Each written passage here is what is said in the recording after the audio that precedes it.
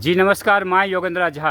देखिए, इस समय मैं बघात पंचायत में ये वार्ड नंबर 10 में ये पड़ता है। स्कूल की स्थिति दिखाता हूँ। ये सरकारी स्कूल है भाइयों। मैं बार बार बोलता हूँ कि सरकार का किसी भी प्रकार से गरीब बच्चों के लिए कोई ध्यान है ही नहीं। बार बार बोलता हूँ। आज आपको दिखाता हूँ। ये देखो, आप लोगों को देखना है क्या, ये स्कूल का नाम उत्क्रमित मध्य विद्यालय बघात कन्या,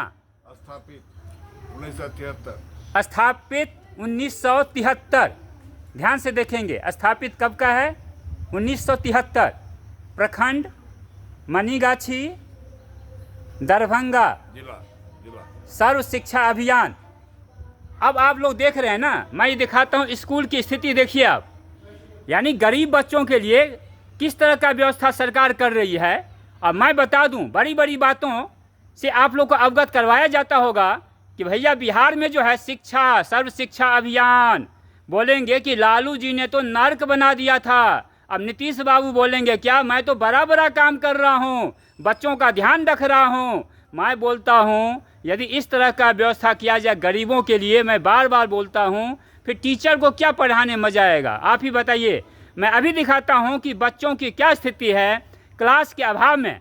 क्योंकि यहाँ पे देखिए, आपको सिंगल एक हमारे जो हेड मास्टर या हेड टीचर हैं, इनका एक रूम आपको दिखाई देगा। एक ये हमारे महाशय जी हैं, एक टीचर, एक रूम इनका हो गया। और एक रूम यहाँ पे, एक रूम। और पता चला है कि 6ठी क्लास तक का यहाँ क्लास लिया जाता है, एक क्लास में, एक ही क्लास से। और बता दूं, देखिए पहले उधर आपको ये बिल्डिंग था इसका, स्कूल का बनने जा रहा था, लेकिन कोई ना आवाज़ उठाया, ना कोई इसका अनुशंसा किया, कुछ भी नहीं। अब इधर आपको दिखाता हूँ, आप खुद सोचिए। मुझे तो आश्चर्य लग रहा है कि टीचर लोगों को भी पढ़ाने में मज़ा आ रहा होगा कि नहीं, लेकिन मजबूरी है। कई बार हम बोलते हैं ना कि टीचर आप अच्छे से क्यों नहीं पढ़ाते हैं। मैं तो कई बार मैं खुद ही बोल देता हूँ, अगर ऐसा स्कूल मिले पढ़ाने के लिए तो कभी ना पढ़ाऊँ। अब आपको मैं आगे का स्थिति दिखाता हूँ, आप लोग प्लीज़ बने रहिए, आश्चर्य लगेगा आपको। इनका बीच में नहीं होने था। भाइयों, मैं आप लोगों को बार बार कहता हूँ ना कि देखिए सरकारी स्कूल का व्यवस्था गरीब बच्चों को किस तरह से नज़रअंदाज किया जाता है। स्कूल है नहीं, और बच्चे आप देखिए, ये बच्चे यहाँ पे पढ़ने के लिए मजबूर है। देखिए ये पेड़ हमारे, ये टीचर देखिए, टीचर भी पेड़ के नीचे, सरकारी जॉब, सरकारी टीचर।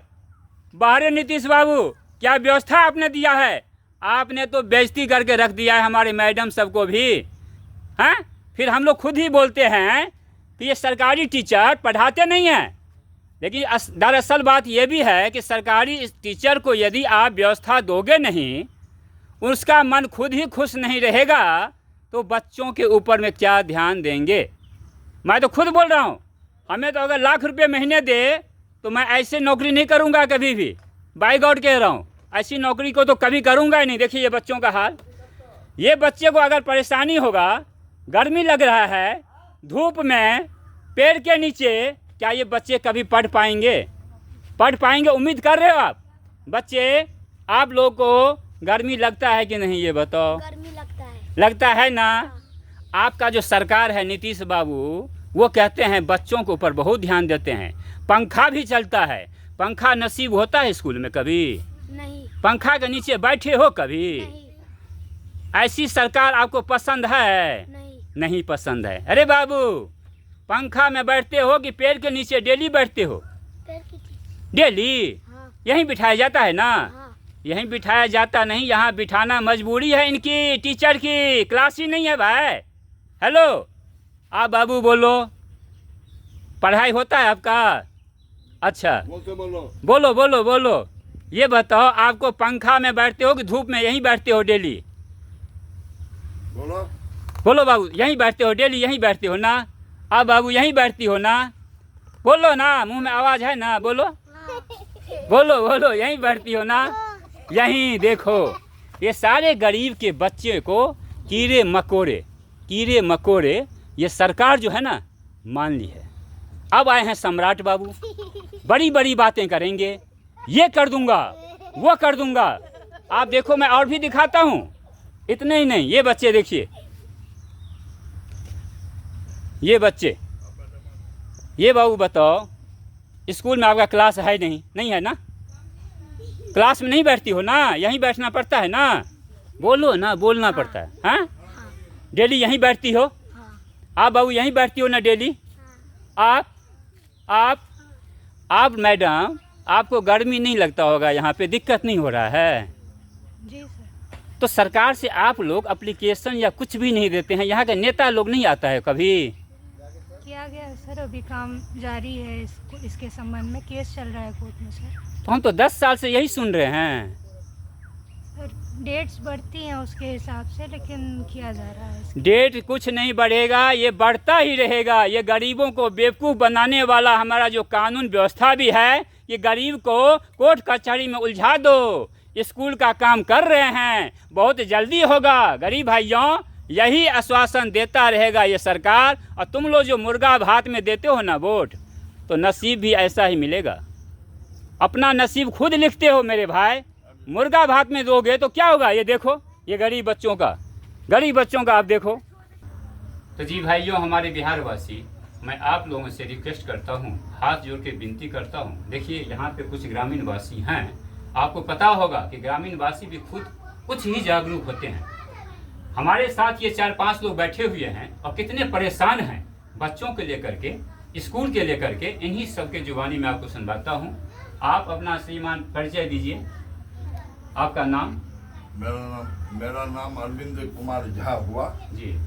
पचवाड़ी टोल ही मेरा घर है जी।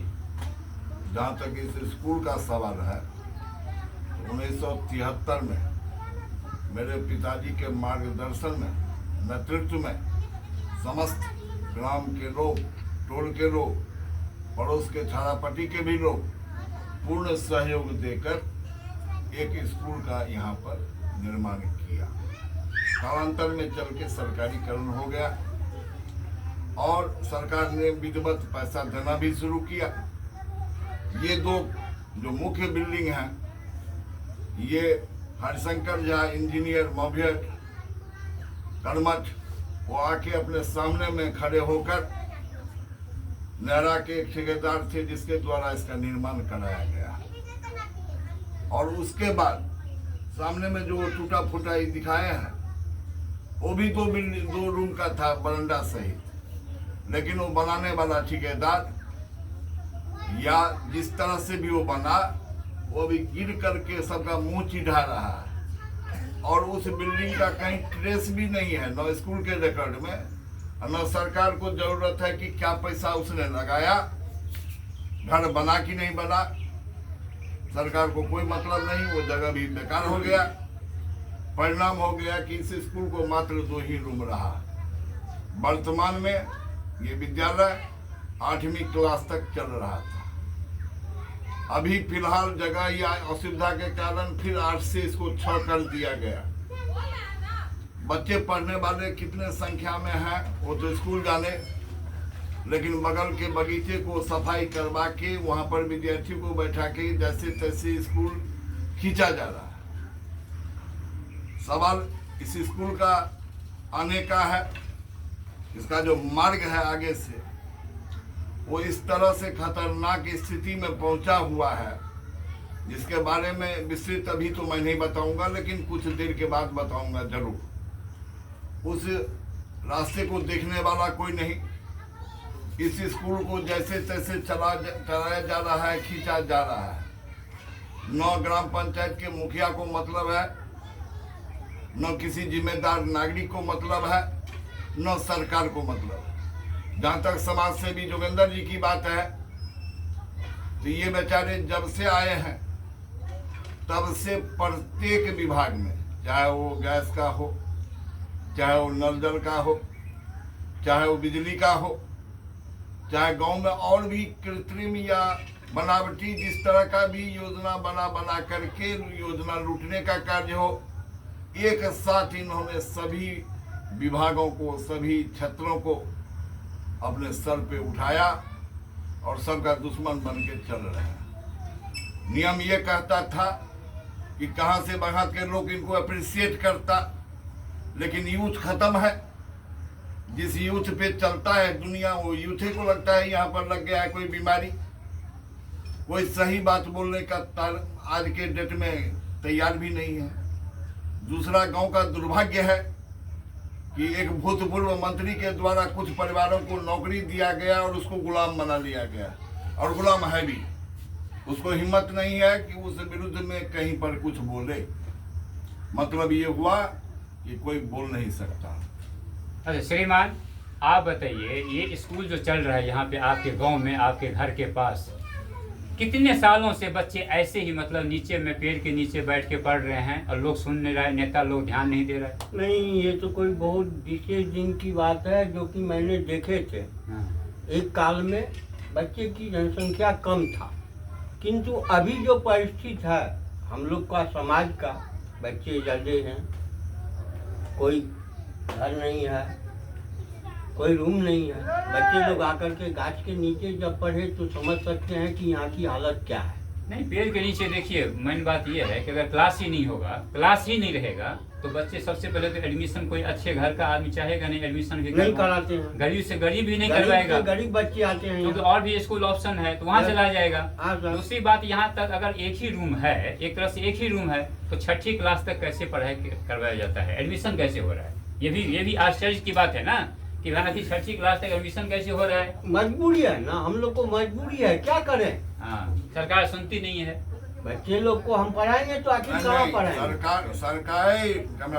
सरकार सुनती नहीं है। इस स्कूल का शौचालय नहीं है। अपने पर्सनल जमीन में मैंने शौचालय बनवाया है इस स्कूल के लिए, जिसके चलते ये महिला शिक्षक वहाँ जाके अपना किसी तरह इज्जत बच रहा है इस स्कूल का।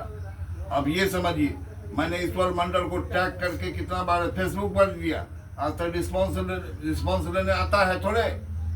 आ जाएगा कहीं के मुंडन में, कहीं उपनयन में। आश्चर्य है। जिसको विद्यालय देखना चाहिए, स्वास्थ्य देखना चाहिए, शिक्षा देखना चाहिए, वो छोड़ करके गाँव में टहल रहा है।